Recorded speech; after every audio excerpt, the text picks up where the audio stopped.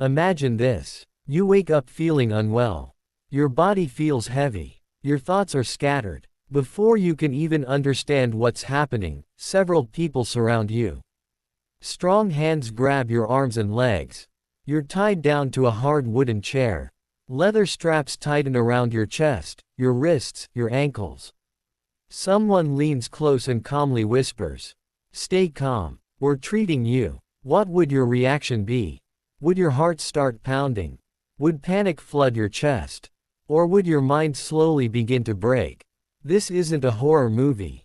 This isn't fiction. This was real medical treatment just 100 years ago. Before we go any further, subscribe to this channel.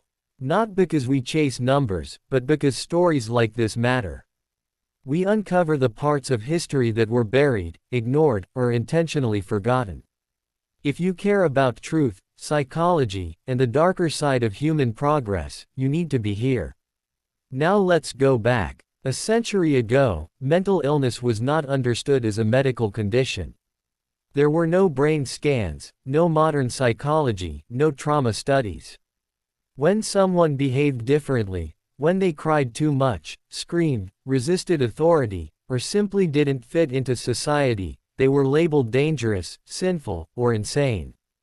People believed that mental illness existed for only a few reasons. Some thought the person or their parents had committed a grave sin and this was divine punishment. Others believed evil spirits or demonic forces had taken control of the mind. Many were convinced that the person had committed a hidden moral crime and guilt had driven them mad.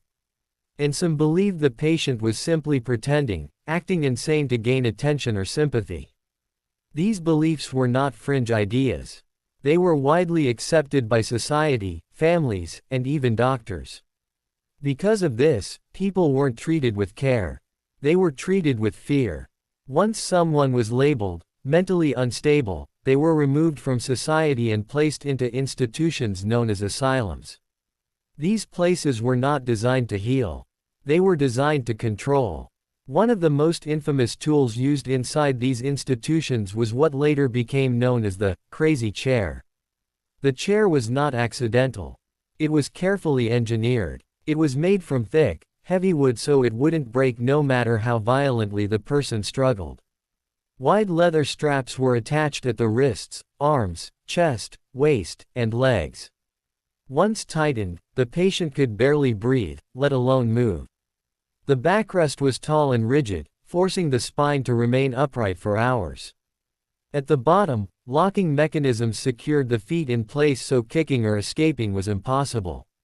When you look at this chair, something becomes disturbingly clear.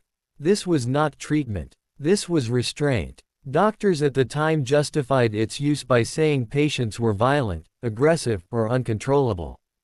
And it's true, many patients screamed, cursed, thrashed, and resisted. But ask yourself this. If you were tied down, immobilized, surrounded by strangers, stripped of dignity and freedom, would you remain calm? Or would you panic? Doctors were not trying to heal the mind. They were trying to dominate the body. And then it escalated. When restraint alone was not enough, electricity was introduced. Early electroshock therapy was nothing like what modern films show. There was no anesthesia, no muscle relaxants, no consent. Metal electrodes were pressed against the skull, sometimes on the forehead, sometimes on the sides of the head. Thick wires ran from the electrodes to crude machines operated by hand. Nurses and attendants held the patient down as tightly as possible. Then the current was released. The body would jerk violently. Muscles would contract, uncontrollably. The jaw clenched. The eyes rolled back. Sometimes patients lost consciousness. Sometimes they screamed until their voice disappeared. To understand how brutal this was, think of the last time you accidentally touched an exposed wire or received even a mild electric shock. Now imagine that shock forced directly through your brain. Doctors believed these shocks could reset the mind, similar to restarting a broken machine. In modern terms, they treated the human brain like a malfunctioning device, something to be forcefully powered off and back on. Memory loss was common. Confusion lasted days or weeks. Some patients never fully recovered. And yet, this was considered progress.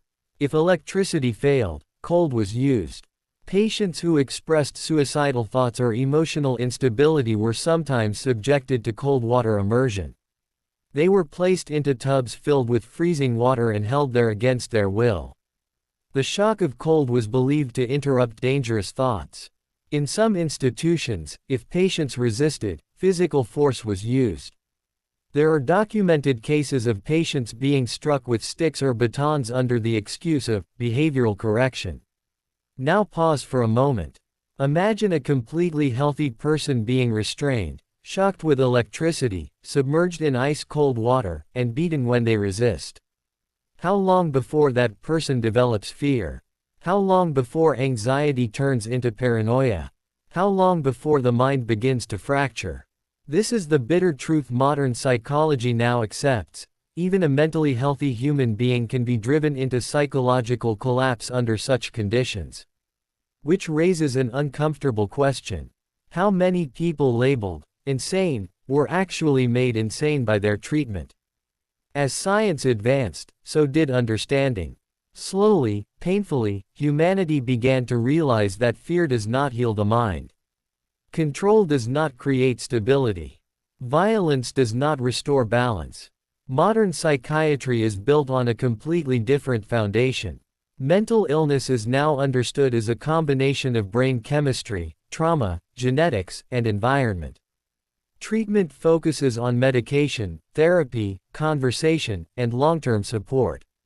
Restraints are now considered a last resort, used only in extreme emergencies, under strict ethical and legal oversight. The goal is no longer obedience. The goal is recovery. But history leaves us with something more important than knowledge. It leaves us with responsibility. Because the people who suffered in those chairs, under those wires, in that freezing water, they were not monsters. They were human beings born into a time that did not yet understand them. If you had been born 100 years earlier, if you had anxiety, depression, grief, trauma, or simply behaved differently, you might have been the one tied down. And the doctor would have looked into your terrified eyes and said, "Stay calm. We're treating you." That moment would not have healed you. That moment would have tested